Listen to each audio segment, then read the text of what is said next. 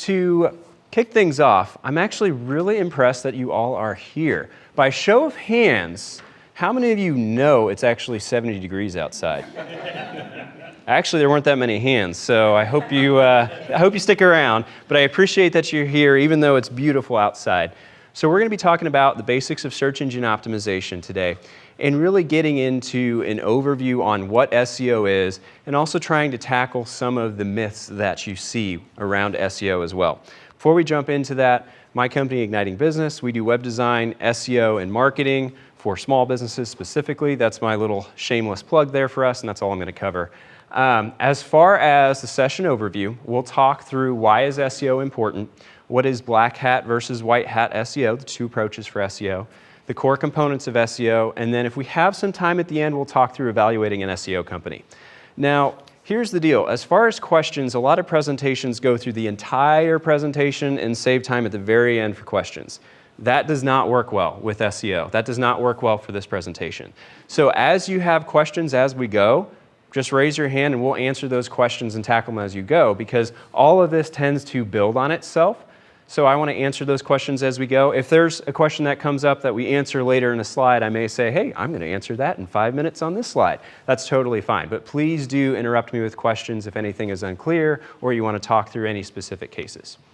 All right, so jumping right in. What is search engine optimization? Well, when you pull out your phone or you pull out your computer and you do a search on Google, you're not actually searching websites live. You're searching an index of those websites. So essentially, search engines like Google, Bing, Yahoo, DuckDuckGo, they send out little crawlers that visit all of those sites, and they index all the content, all the pages on those websites, and then they run it through this advanced algorithm to figure out, should you pull up number 2, number 22, number 2,000,002 for whatever keywords you typed in. So they're ranking all of those sites. When you look at search engine optimization and behavior when you're doing searches, there are two different types of searches that are very, very common. The first is like a business name search. So an example of that would be if you went out after this presentation and said, who is Igniting Business? I want to look them up. And you type in Igniting Business.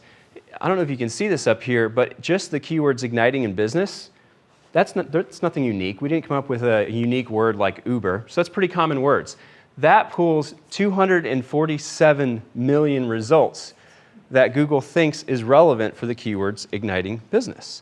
So one of the goals is if someone's searching your company name, you want to control the narrative of what they see about your company or your organization.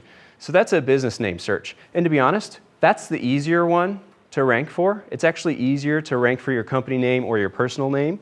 But you want to control this area up here. This is our main website. Here's our Yelp. Here's our Facebook. Here's MapQuest. Here's LinkedIn. And then this is our Google business profile.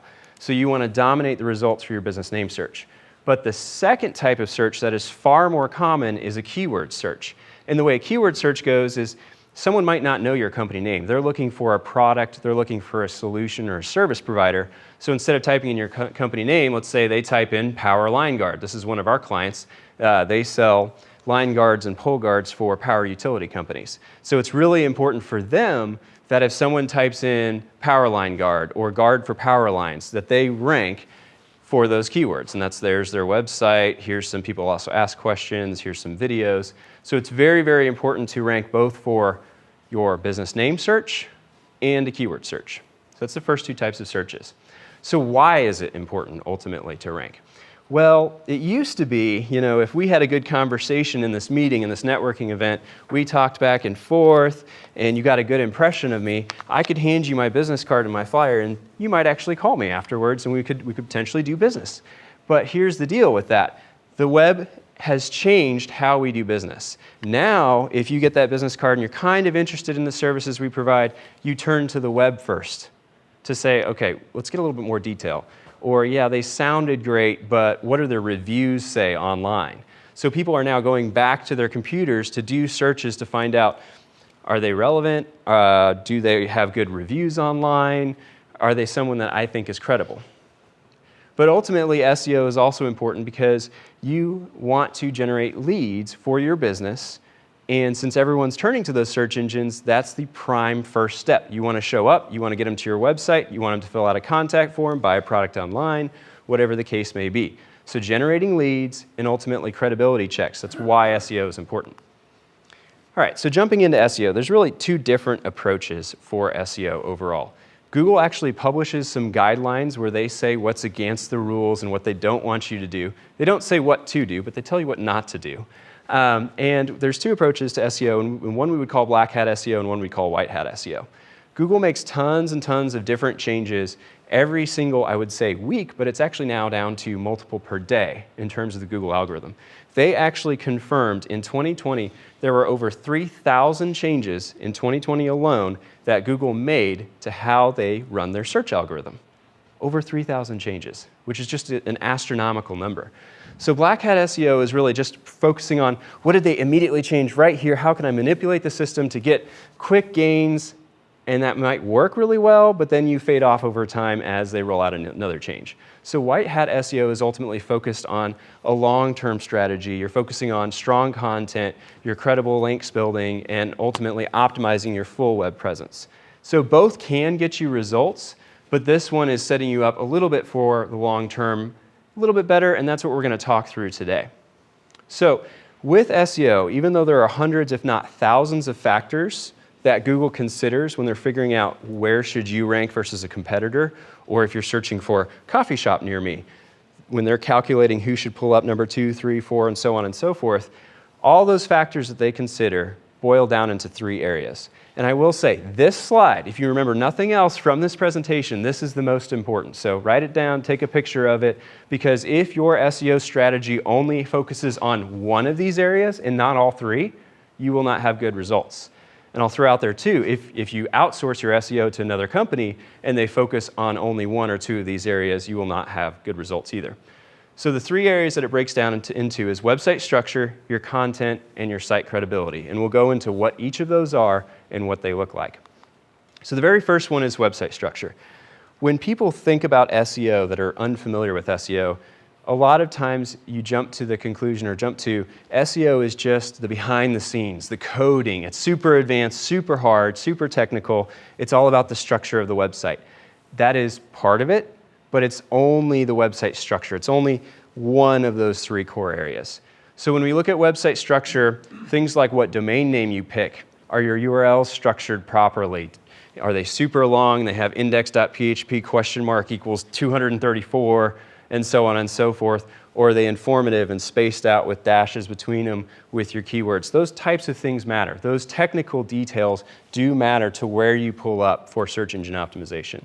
And now a lot of the content management systems out there like WordPress, Joomla, Drupal, Squarespace, which is a website builder, that's a whole different conversation.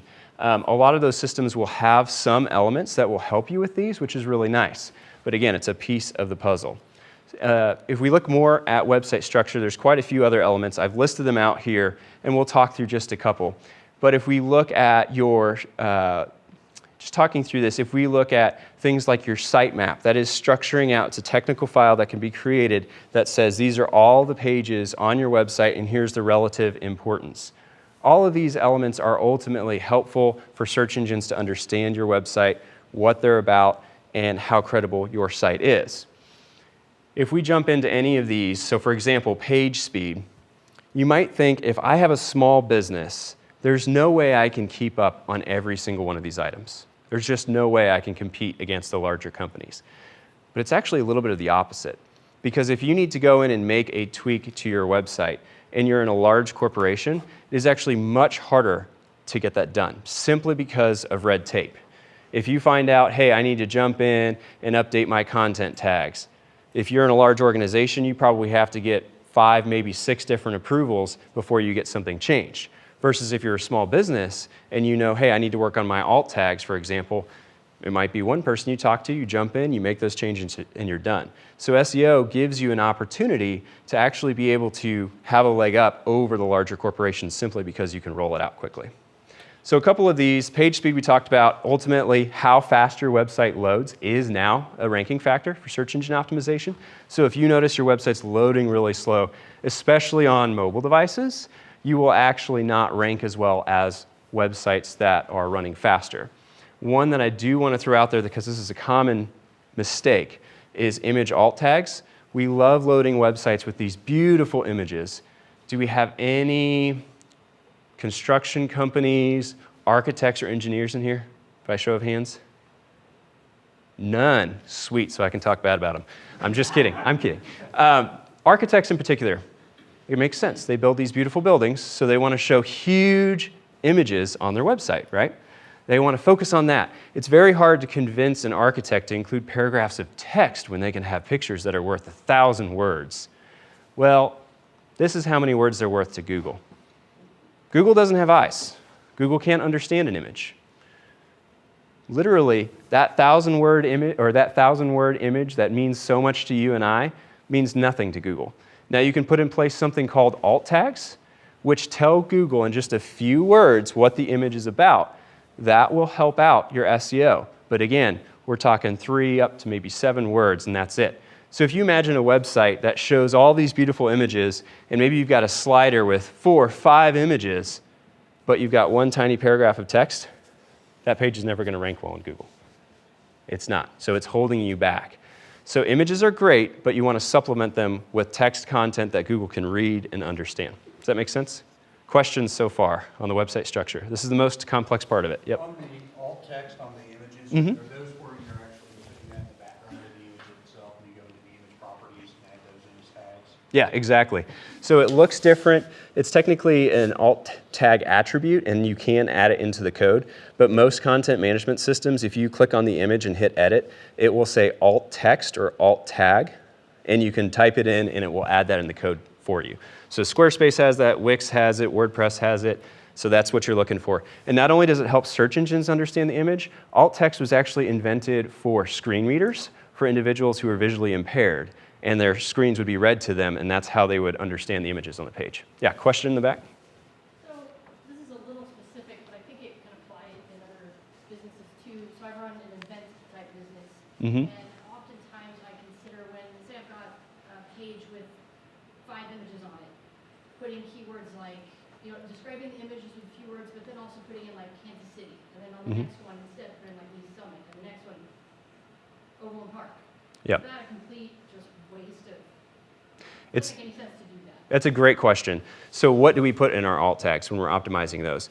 Should we put keywords in? Should we put city names in? The answer would be yes. Those do have a benefit because it helps Google associate you with that area, geographic area, with those keywords. Now here's where you walk a fine line. If you were just throwing in keywords that have nothing to do with the image, that won't help you. Google will look at that and consider it keyword stuffing, and they will just basically say, I'm not counting that image, they're trying to manipulate the system. So what you want to do when you add alt text or alt tags to an image is specifically have the alt text talk about what the image is, and then tie that into the keywords. Yeah, follow-up question? And that's one of the things I was wondering, you said 3 to 7 words. If I've been doing this something along the lines of friends at a graduation party in Lee Summit. So 8, if I counted that right. Family at a photo booth at a wedding in Overland Park. Like, so I'm getting quite a few words. Honestly, if you're getting closer to that 10, but you're going as informative as you are, it's still worth it. So you're on the right track. You have the literal part first, that's what you're talking about, family at a photo booth, and then you're adding your keywords at a wedding in Overland Park. That's actually great. That's an excellent example of a well-structured alt tag. So would it be better just to say like family, comma, photo booth, comma, Overland Park? I would stick to where it's more natural the original way that you had it. So if you're stressing of getting from 10 or maybe 12 words down to 7, don't worry about that piece, okay? The bigger thing that we want to avoid is someone putting in a paragraph of text, or they're putting in 20, 30 words in their keyword stuffing. But if you're going up to 10 to 12 and it's truly what you need to describe that image, you're doing it right. Great question. Any other questions so far? And this is what I meant by ask questions as you go, because these things will make a lot more sense, so perfect. So touching back on page speed, I wanted to give you another example here. This is Samsung's website, and this is a page speed grader tool called GTmetrix. It is free to run a test on GTmetrix, so if you want to see how your own website is doing, at least on desktop computers, you can run through GTmetrix. If you want to test on mobile, you have to use their paid platform. You can also use Google Page Speed Insights, which I would recommend. That's another test. But this is Samsung's website. They're getting an F from Page Speed Score and an F on YSlow Score. Samsung, huge. They have a whole web team. They have a whole SEO team. They have a whole marketing team. But to my point earlier, it is so much harder for them to go back and get changes approved that it can take much longer for them to make improvements in page speed. If we look at Uber, yeah, they're a little bit better. They've got Ds, 67%, 61%. And then if you look at a local small business that we spent a couple hours doing page speed for, a law firm, this is where you have opportunity as a smaller organization or as a small business to take advantage of SEO and actually get ahead of the competition, the larger companies. So I just show you that as an example, not of what we can do, but more of an example of what a small business can do and why you can get SEO tackled actually easier than large organizations if you put the resources into it. Okay, so we talked about website structure. I know I had a long list on those slides, and if we had 2 or 3 hours, I would go through every single thing and explain those details. But unfortunately, we don't have that time, nor would you want me to. You probably would fall asleep, and that's understandable. So we'll move on from the website structure side. Again, the website structure is the most technical piece, so we went through that one pretty quick. The second piece is content. When Google is looking at your content on your website, it wants it to be unique, relevant to what people are searching for, and frequently updated. It wants all 3 of those pieces. So what do we mean by unique? Okay, to give an example, you can't copy content from another person's website. First of all, you might be violating some copyright laws. Any attorneys in here might jump into that. But the other piece is, when there is duplicate content on the web, what Google tries to do is it sends its crawler out to try to figure out who the originator of that content is. Whoever originally published it, the earliest on their site, that company gets the reward. Anyone else who has that duplicate content, it goes, that's duplicate, it's not original, I'm not going to rank that page.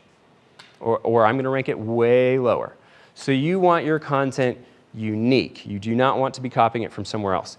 That means, do we have any companies that are selling products either online or by show of hands? Okay, are we mostly service-based companies? Okay, seeing a lot of nods. So on the service-based side, when you're talking about your services, you don't have to reinvent the wheel. That doesn't mean you're going to have this 100% unique, no one's ever thought of this way to talk about legal services or accounting services. But you do need to put your own spin, your own words into it. Comes back to high school when they taught you how to paraphrase. I mean, it's one of those things where you do have to make sure your content is ultimately unique and not copied. The other piece is relevant for what people are searching for. And to give you an example of that, you can't just think about what you call your service or what you call your product, the technical side, like my product is officially X or my service is officially search engine optimization.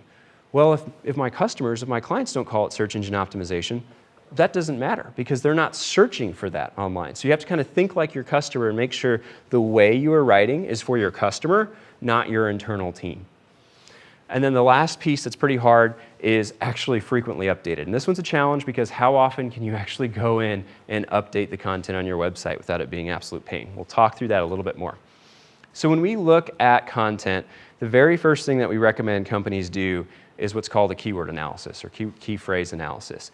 And ultimately what that does is it helps you to understand what are people physically searching for online.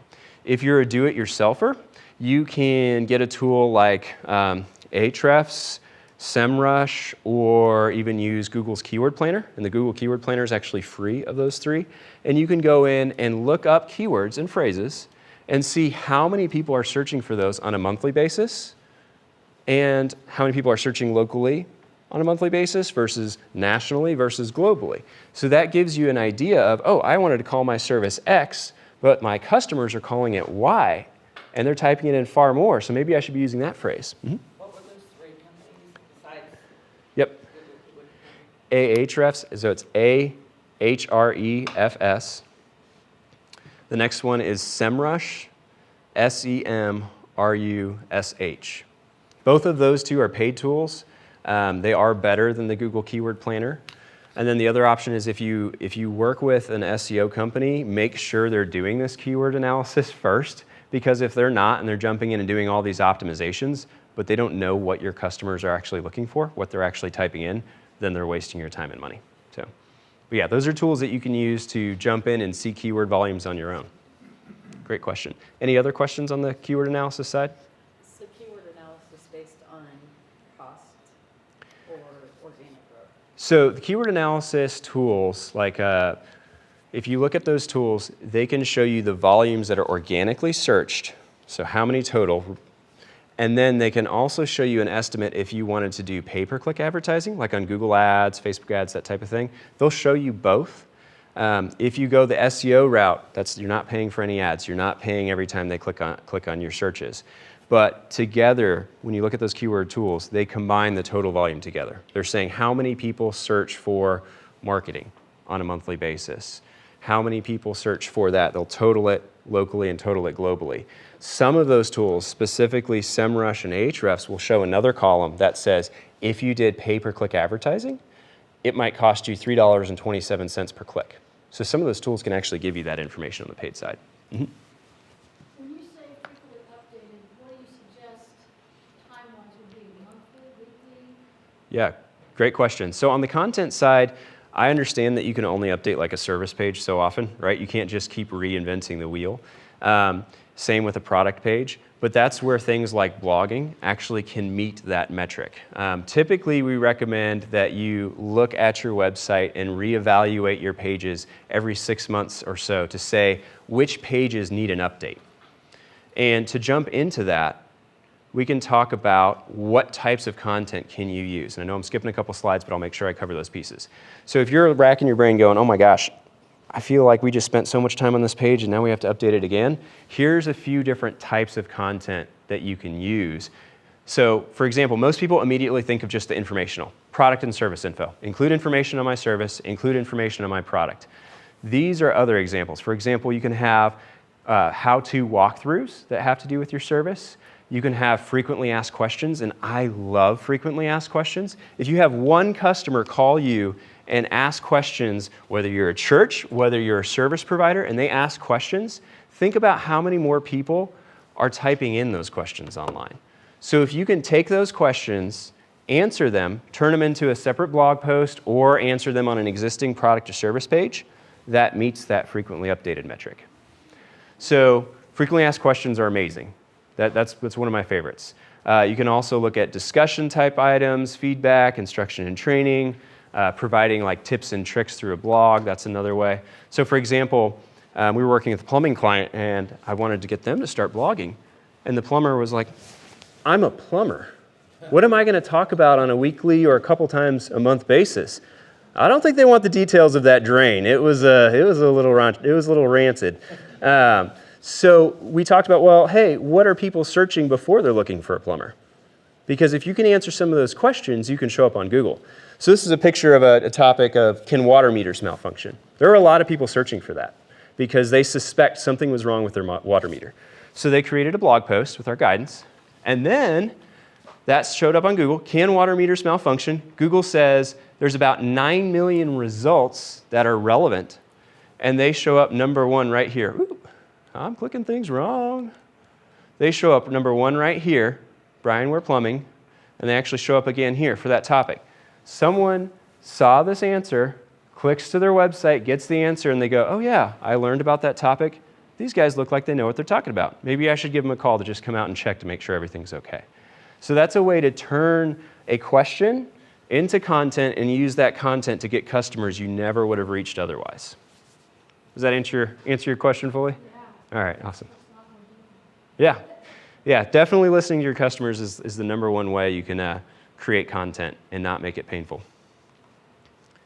All right, so outside of content, or looking at content itself, there are two types of content that we would throw out there, and one we would call is short tail. So that's like a direct, very quick type of search. So website builders. If someone was looking, I want to research website builders, they type that in. That's what we call a short tail search. The second type of search is a long tail, and we would say, are there any limitations of using website builders? Believe it or not, the majority of the web and the majority of searches are long tail out there. There are so many long tail searches. A short tail search might have a longer volume, but when you add all the long tail searches together, that number is actually bigger than the short tail, as weird as that sounds. Here's the other part though. It is easier to rank for a long tail search. Far easier to rank on search engines for a long tail search.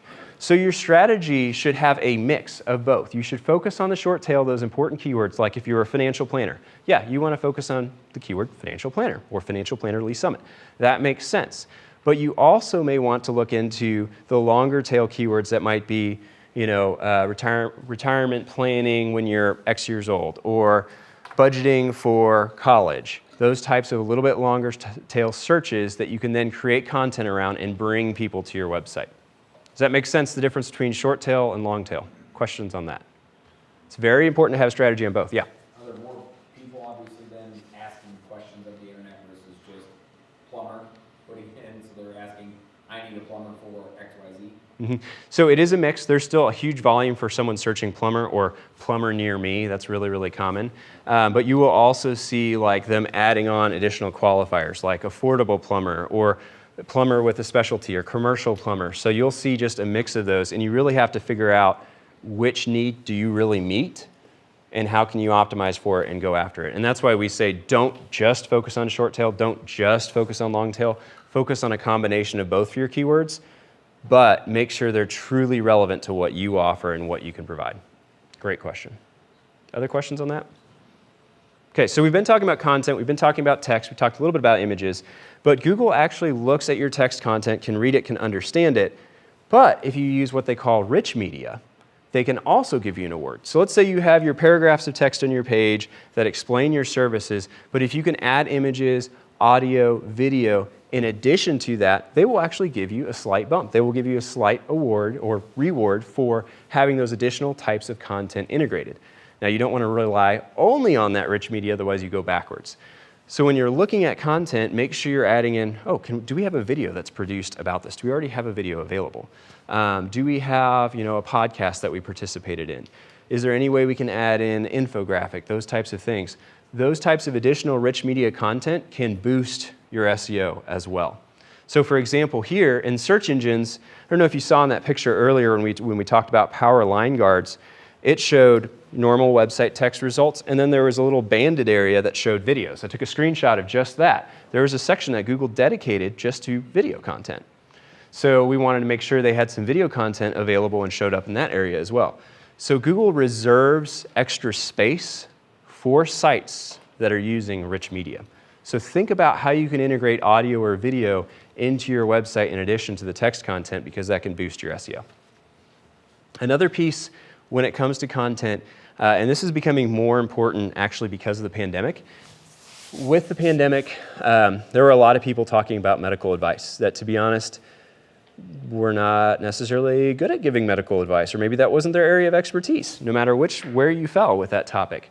But the issue that came up with search engines is they might give this great detailed content, and they've got great website structure, but they're not necessarily qualified to talk on that topic. It's the same type of thing if you apply it to construction industry.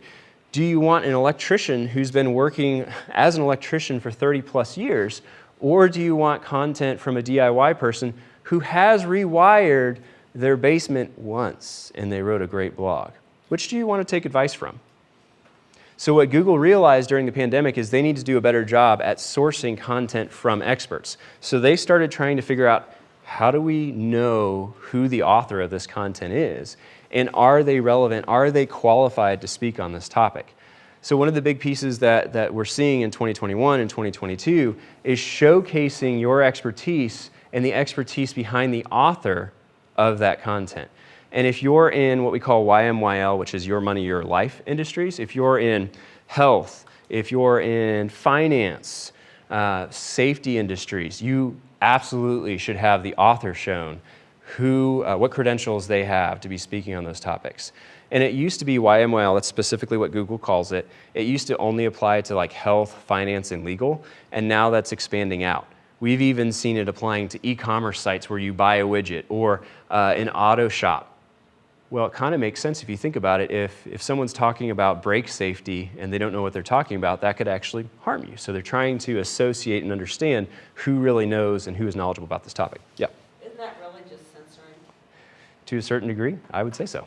Yeah, I mean, it's one of those things where you could make an argument of Google is in control of what content you see, but at the same time, it's a free service. So it's one of those catch-22s of, if you don't like how Google's algorithm works, could you go use DuckDuckGo, which, for example, protects your privacy pretty hardcore. It's all about personal preference, and it's that exchange of all of these search engines have different metrics. They're trying to do their best, ultimately, to show you the best results that they can. But do I agree with every single change that they roll out? No. There were 3,000 changes in 2020. Not every single one that I like personally or our company, but yeah. You mentioned DuckDuckGo and Start Page and all that. I mean, there's literally lots of Mhm. alternatives to Google. Is Google still, I mean, obviously, they've still got the hegemonious position, but Yeah. are any of these alternatives chipping away at them at all, or? We're chipping away, like in aggregate, we're talking a few percentage points. I mean, Google is still the behemoth. Behind it would probably be something like Bing. Bing and Yahoo, now actually, if you search on one or the other, you're using the same algorithm, the same search engine, so those kind of are combined now. So yes, they're chipping away, but not at the extent that they're going to replace Google, unfortunately. Like, yeah.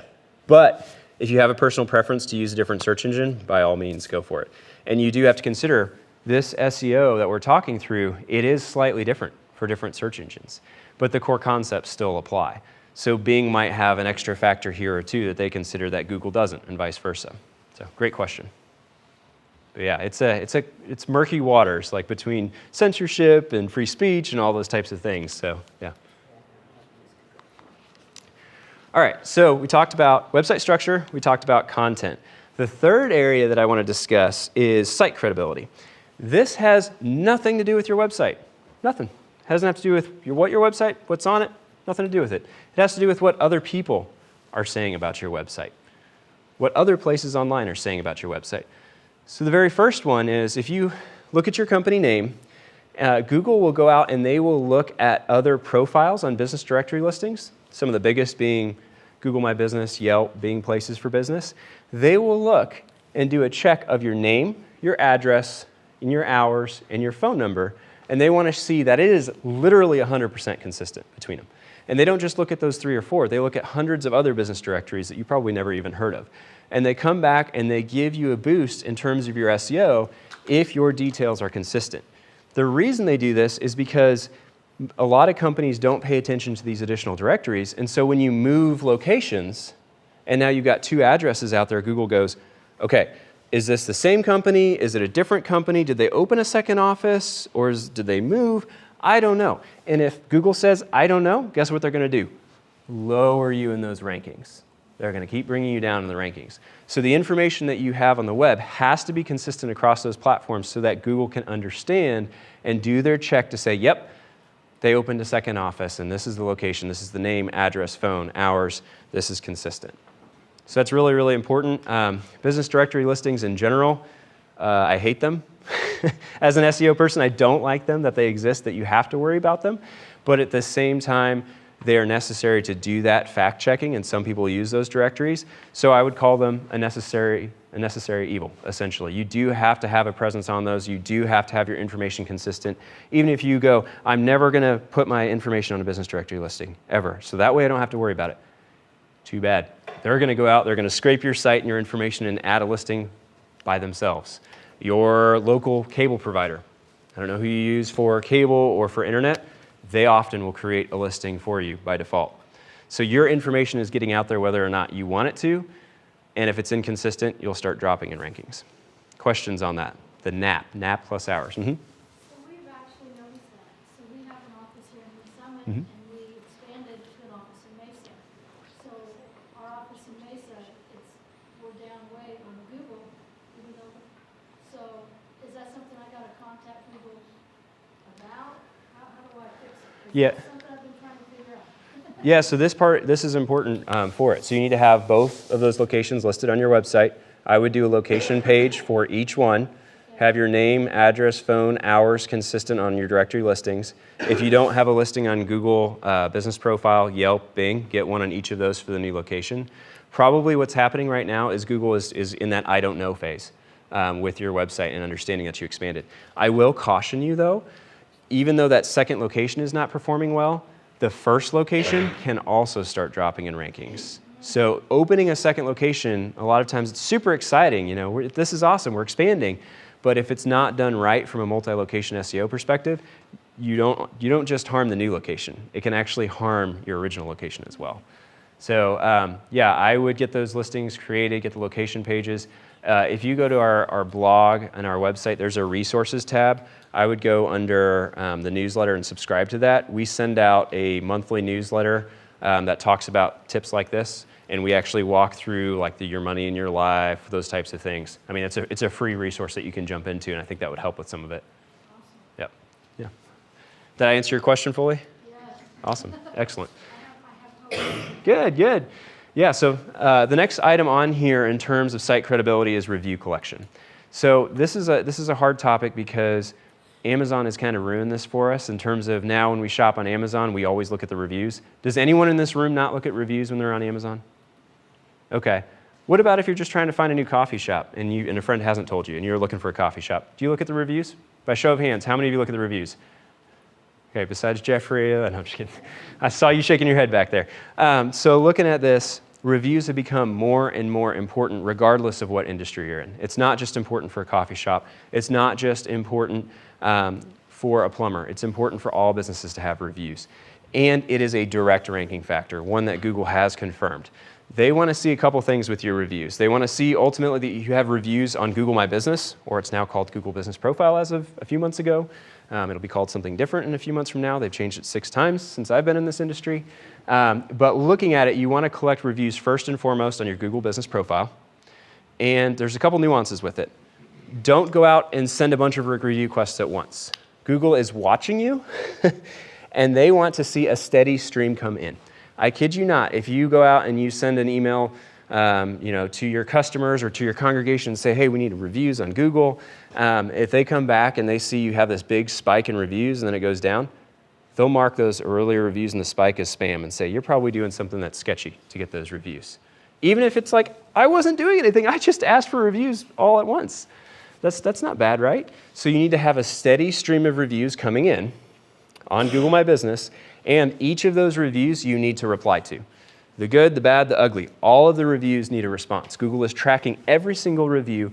Have you responded? How quickly did it come in? And ultimately, do they think it's a spam review or a legit review from a customer? Do not ask for reviews from your friends or family. You need to be focusing on reviews from legitimate customers. Yep. On your responses to the Google reviews, I just heard something today which kind of surprised me. I don't know if it's true or not. Mm-hmm. That just saying, thank you for your 5-star review, we appreciate your business, Mm-hmm. that you should actually get more granular in your review, saying, it was my pleasure to come out to your house and do this service and whatever, and it's to get more detailed in even your response to the review. Yeah. Is that actually necessary, or just making sure to respond?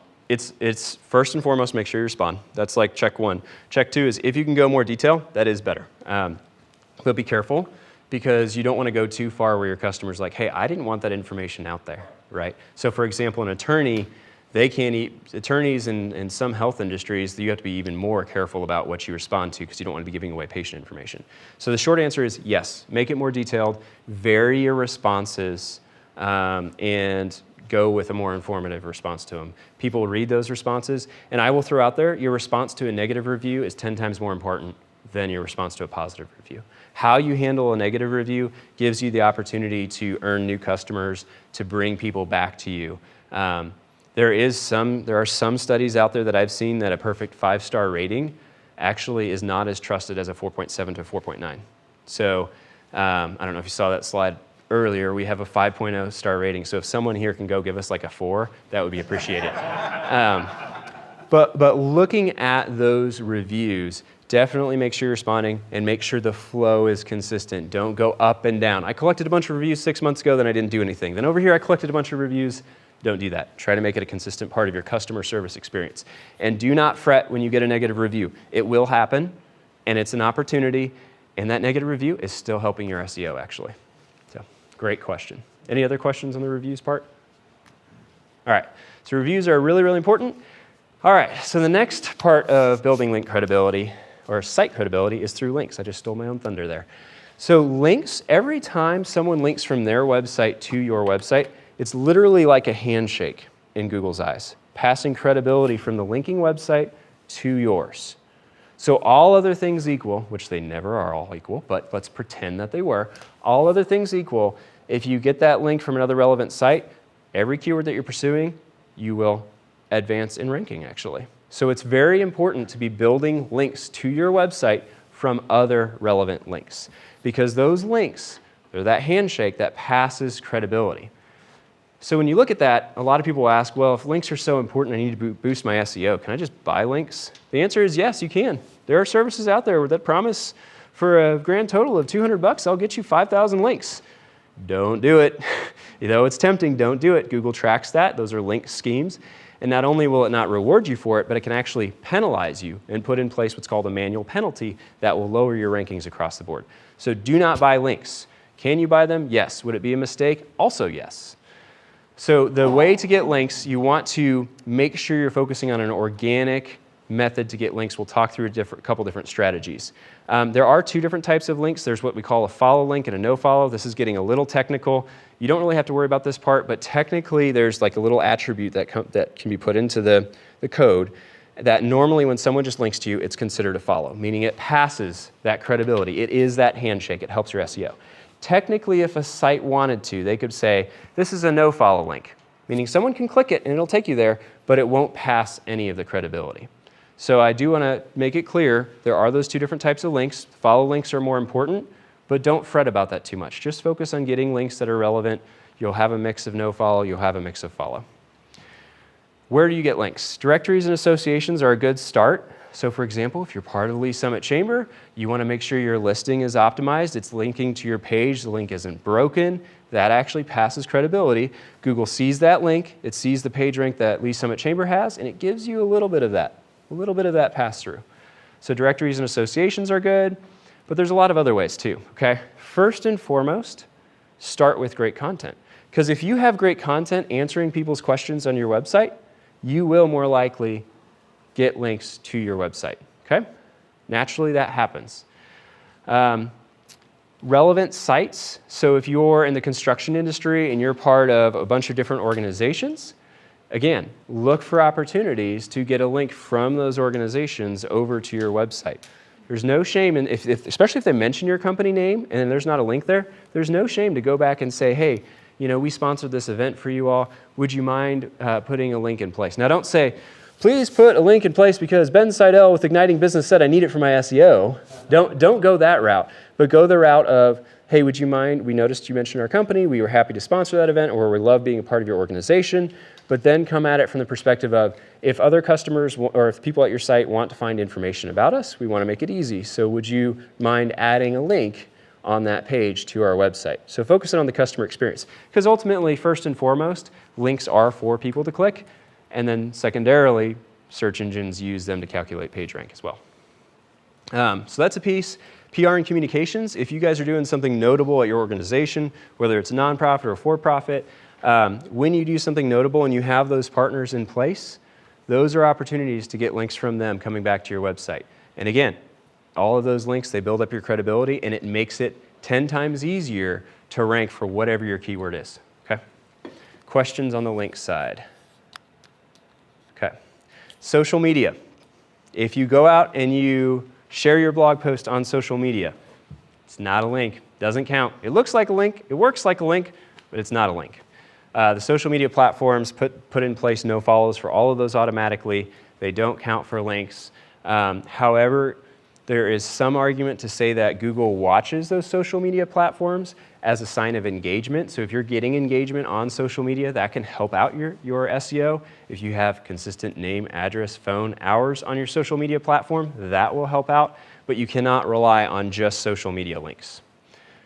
So there's a lot of different ways to get links. There's a lot of different opportunities to be creative. Look within your own industry. Are there organizations that we're already a part of that we can get links from? Can we provide value? You know, if you're in the insurance industry, network with your accountants, network with your attorneys. If you can get referrals from them, if they're already passing you referrals, maybe they can build a resources page on their website that lists their most common companies they refer to, and you can get a link on there. There's so many different opportunities out there to get links. It's only limited by your creativity, essentially. Any questions on link building? It's a big part of SEO. Not a super fun one, though. Okay, so if we look at SEO, again, there are hundreds of factors that Google considers, but they all fall into those three areas: website structure, content, and site credibility. If you are missing one of those core areas, your SEO will fail. You have to have a mix that focuses on all three of those. So you have to say, is my website structure good? Do I have a content plan in place? Is the content I'm producing unique? Is it relevant to what people are searching for? Is it frequently updated? Site credibility. Am I focusing on review collection? Are my business directory listings consistent? Am I building backlinks organically? Again, hundreds of little dots, hundreds of little things in each of these categories, but if you're chipping away and you're working at each of those on an ongoing basis, you will be crawling up. You will be making progress in search engines. Kim, I think you mentioned Google Ads or ads earlier. I do want to draw a distinction. We call SEO a marathon. It takes time to make progress because when you put in place something, Google has to come back to your website, recrawl it, understand that you made the change, and then adjust the rankings for you in comparison to all of your competitors. So it takes a lot of time to build up your rank. Whereas if you go the ads route, the nice thing about ads is it's a sprint. If you wanted to put up ads on Google and be in the top positions on the ads section in Google, you could do that. But the downside is you're paying every time someone clicks on those. And there's a time and place for that. There's a strategy for that. But it's not as scalable as SEO is because every time someone clicks, via a normal search engine, you're not paying anything for that. So Google Ads, we call that a sprint. SEO is a marathon. Both of them have benefits. Both of them are good, but they have different strengths and weaknesses. And of course, this is focusing on powerful SEO. We have another presentation that kind of walks through the paid ads side in detail, similar to this.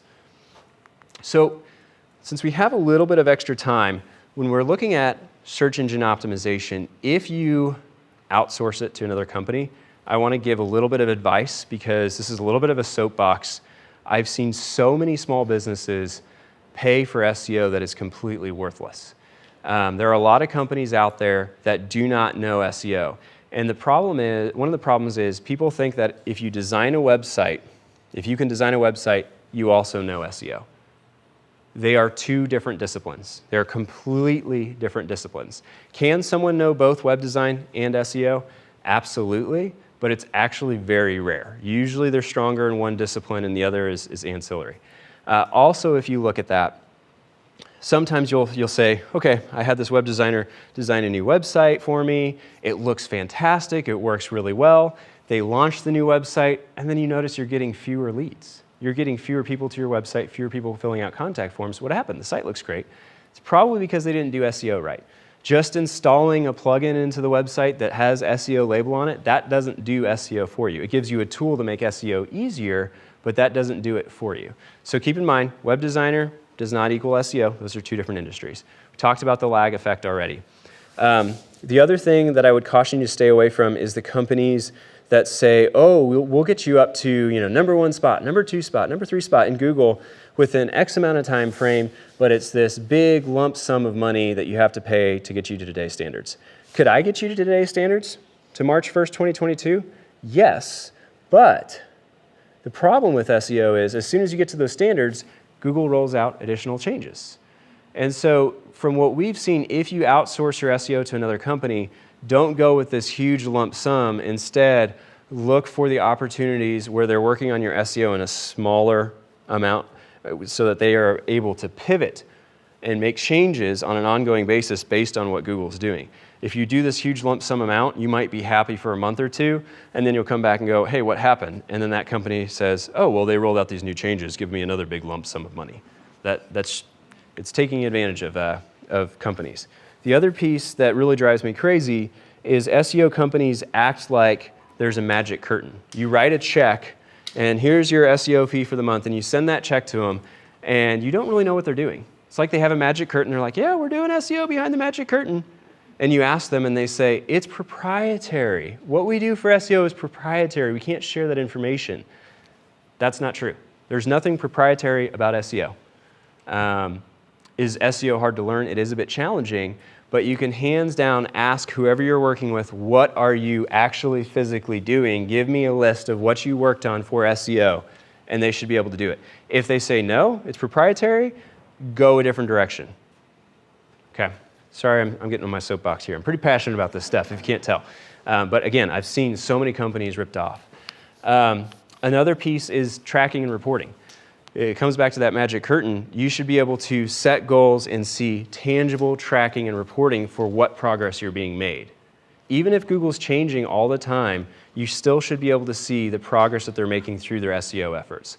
To give you a tangible example, the things that we track, for example, we will target 30 keywords and phrases for each company, and we build out a dashboard that shows each keyword, shows it on Google, Google Mobile, and on Maps, where you rank each month. And have you gone up? Have you gone down? If so, by how many positions? Are you in position 2, position 7? So that you can see those details and compare it month over month over month. Technology's out there to track those details so you can see what progress you're making in search engines. So that's the keyword side, but you don't want to track just keywords, right? Because even if you're ranking number 1 for a keyword, that doesn't necessarily mean you're getting anything off of it. So you need to make sure that you also have analytics in place so you're tracking, okay, great, I've got keywords that I'm ranking well for, but here's what it means for my business. This is how many visitors I'm getting to my business. This is how many leads I'm now getting off of my website, my contact form, my phone number. So make sure if you work with an SEO company, or even if you're doing SEO in-house, make sure you have that tracking in place so that you can justify the resources and the spend appropriately. Otherwise, you may be honestly wasting money that could be better spent on a different marketing initiative. So very, very important to have that tracking in place. Let's see. As far as other things to look out for with SEO companies, one thing I would caution you is a lot of people think that when you do SEO, it's like this line graph. And if you work on your SEO here, you make improvements and you stop and you stay at this position as time goes along. And then the next time you work on it, you make progress and you stay at this position until you work on it. Unfortunately, because of 2 reasons, Google changing their algorithms, and 2, your competition, the millions of other websites, that's not what the line graph looks like. Instead, if you work on your SEO and you make progress and you jump up to here over time, if you don't do any work on your SEO, this is what will happen. You'll start going back down. And if you work on it again, yeah, you might jump back up, and you start tapering off. The reason you taper off is because your competitors are also accompanying you on that line graph. You may be going here, and they might be making some progress, so then when they overlap you, they increase in rankings. Or vice versa, if Google makes a change that now requires you to have the authors on your website listed, and you don't, they see your content as less credible. So that's why we usually recommend that ongoing SEO focus. Again, whether you do it in-house, do it yourself, or you hire someone, it's better to work on your SEO slowly, gradually over time, and so that your line looks a little bit more like this. Yes, it's still going up and down, but you're still making that progress over time. And the other piece that you really want to look at with that progress that you're making is if someone is sending you reports and they only show that you're making progress, they only show green up arrows, thumbs up, everything's looking good, those reports are probably doctored. The reason I say that is there will always be some of your keywords that fluctuate and go up and down as you look at SEO. So make sure you're looking at the SEO reports with some skepticism, because you should see a mix. Yep, you want to see an overall increase in your trend line, but you probably will see certain keywords shifting downward, and then you address those. So those are just a few things to look out for. Talking through SEO, that's the basics. Again, I could do this for hours and hours on end and bore you to death, but hopefully that was a little bit helpful in what you see and what you've learned here. I do want to point out a couple free resources. I mentioned on our website there is a newsletter. You can go to ignitingbusiness.com/newsletter, and you can sign up for the newsletter there. This is just a free newsletter that we send out once a month, and it has web, SEO, and marketing tips, just like what we're sharing here today. There's no obligation with that. We will track you, but besides that, you know. Anyways, so sign up for that newsletter. It's a good resource. The other thing is, I know a couple people asked about specific tools if you want to manage your SEO in-house, or you want to do a keyword analysis, that type of thing. If you send an email to info@ignitingbusiness.com, I'll make sure someone from our team sends you a list of some of the recommended tools that we even use in-house. If you're tackling it on your own, we'll send you a list of tools that we use for SEO, ones that we recommend, and yeah, be happy to do that. So just shoot an email to info@ignitingbusiness.com. Just put in the subject line or the body, put in tools, and we'll get an email sent out to you. So that is it. Any other questions that you can think of? Yeah. So you mentioned it takes SEO is more of a marathon because it takes a long time for Google to kind of move back and kind of reevaluate your site after you've done your SEO. Is there a typical time of how long it takes for it to refresh? That is a great question. So it depends on your website and how good it already is, because Google will set a different crawl rate for every website. So if you're a news website like Fox News, they're crawling you maybe every hour, if not more frequently. If you're a small business website, they're crawling you far less frequently. So they might hit your site once a month, once every couple of weeks. If you set up Google Search Console, you can actually see how often are they hitting your website, and it can show each page when the last time you crawled. So that will give you the exact detail on your website. But with SEO, coming back to the SEO as a marathon, if you start working on your SEO and you're trying to figure out, is it worth it? Like, are we seeing results? Wait to start evaluating until after 6 months. That's my main recommendation is, if you want to start seeing, are we making progress, focus on SEO for 6 months, and then after the 6-month mark say, okay, are we making enough progress to continue to justify it? So, great question. Any other questions? I had one other question of my own that I want to answer.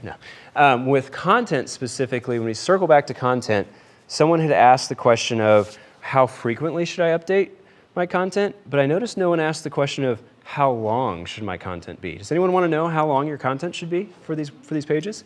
Okay, so when a search engine looks at your content, if it is too short, they will classify it as what's called thin content. So coming back to, let's say, your home page, most important page on your website, if you only have those slideshows and you have 1 paragraph or 2 paragraphs, Google's going to classify that as thin content. Essentially, anything under 250 words or less is probably going to be considered thin content, and that page will not rank well. We recommend shooting for 500 words or more on each page. Now, if you have 900, you have 1,200, that's fantastic. Those will rank even better, but shoot for a minimum of 500 words. And I see some fun expressions out there like, how the heck am I going to write 500 words on this topic? Again, go back to that earlier slide that shows the FAQs, that shows the how-tos. Those are great ways that will bump up your content really, really quick. If you think about answering 3 FAQs on a page, usually that will get you an extra 250 words just in the FAQs section alone. Yeah, hand in the back. Did you say you were recommending 500 or more words on your blog FAQ pages or every page on your site? Ideally, every page on your site should have 500 words or more, but never go below 250. So I know there's 2 different numbers there. 250 is like that minimum threshold. 500 or more is what we truly recommend to be considered a quality page. Blogs can vary a little bit. So there's a little bit more mercy on a blog page than like services or products. So if you have an occasional blog post that might be 400 words or 300 words, then you have a 900 one over here, 1,200 over here, that's fine to see a little more variety with your blog posts. Great question. Did that answer it fully? What about location of the content as far as for your text, because you want it visually appealing? Mm-hmm. And so, and you don't want necessarily want somebody to have to scroll down and scroll down and Yeah. scroll down, especially on your phone. Mm-hmm. So how do you strategically position that text content within the broader messaging you're trying to get through as far as for your page? Yeah, that's a great question. So it gets really intimidating when you think about text content and getting up 500 words or more. You're like, man, that's going to make the page long. That's going to look really terrible on a phone. So there are design methods that you can introduce that make it easier to have content on the page that's like, for example, accordions. You've probably seen where they might have one heading that talks about agriculture buildings. You click on that and it expands out and has the accordion. The nice part is, even if that part is not expanded out right now, Google will expand it and read the full piece. So you can introduce accordions, flip cards, tabs, sliders, all of those different things that have content on the page. They make the page shorter, and it works well for the user because they can skip down and get to the service they want, click on that, and see it expand out. But the search engine will read the whole page, whether or not that content is expanded. Yeah, great question. Any other questions? Yep. Okay, I'm just looking on ours. Here's my other question. So we have one Facebook, but we have 2 locations. Should we split that up? Oh, Facebook is fun. By fun I mean terrible. But as soon as you get into multi-location SEO, even Facebook messes with you. As soon as you have multiple locations on Facebook, you have to convert your main Facebook page to a brand page, and then you have to have a spoke for each location, which is called a location or store page. Otherwise, Google will look at that and Facebook will look at that and not understand that you have multiple locations. So you will need a brand page, convert it to a brand page in your Facebook Business Manager, and then you'll have a store location for your primary location, and I'm saying the word store. That's physically what Facebook calls it. When you hear store, think location. And then you'll have a second location page for your new location. Unfortunately, as soon as you go to more than one location, all of these platforms have different requirements. Yeah. Great question. Yep. Is there any benefit to doing that if you are just a service that wants to target multiple areas, or just stick with your one Facebook? Yeah, if you want to target multiple areas, unless you're doing international targeting, stick with just the one Facebook. If you're looking to have like multiple business directory listings or multiple even Facebook pages, only create multiple if you have a physical presence, like a physical second office or physical second location.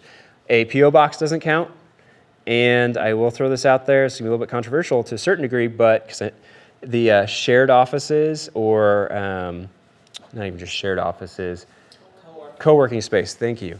That actually makes it very hard for SEO. Because if you think about it and come back to consistency of name, address, phone, hours, think about how many hundreds of businesses have been in that co-working space before.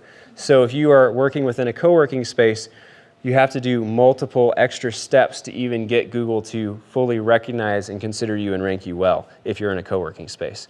Or it doesn't even have to be co-working. If you've got, let's say you and an accountant and an attorney all want to share an office, again, Google sees 3 companies, 1 office. They go, are all 3 of these companies, do they all exist here? Or did one exist 10 years ago and now it's gone? I'm not sure. So there's certain metrics or certain steps you have to go through to help Google understand that there's multiple companies at that location. Yep. Okay. No, you're good. You're good. We're doing exactly that and have been since well before COVID, like probably a year and a half to 2. Is that harming us? We're doing Suite A, Suite B, Suite, I think up to E now, and I'm D. Is there more we need to be doing other than we are being consistent? Everyone is only using their Suite A on everything, their Suite D on everything. So if you have a suite, that's one way that you can get around it. If you have a suite number, and what you also need is your own dedicated phone number for it. Do you have a dedicated phone number for each? I have designated business for my line. I'm assuming they do as well. Okay, so you need that designated phone number, designated suite number, but the suite number needs to be legitimate. What I mean by that is you may be able to pull off saying, okay, there's a suite A and a suite B, but eventually Google may look at that and say, does suite A have a different entrance than suite B? Or do they have a different, even if it's one main entrance, but then there's 2 separate doors, you have to be able to show physically that there are truly separate suites. And there's some ways to do that. It might involve literally taking a picture of your office door, but also getting a placard that says Suite B by it. If you haven't been hit by that yet, you may in the near future. At some point, your Google My Business profile may get suspended if you don't have the proper steps in place for the separate suites. Okay, so this isn't just something that would be hurting you behind the scenes. They would notify you and you would be suspended. Sometimes it can be behind the scenes, but as far as the Google Business profile, they will actually notify you when your listing's suspended. Yeah.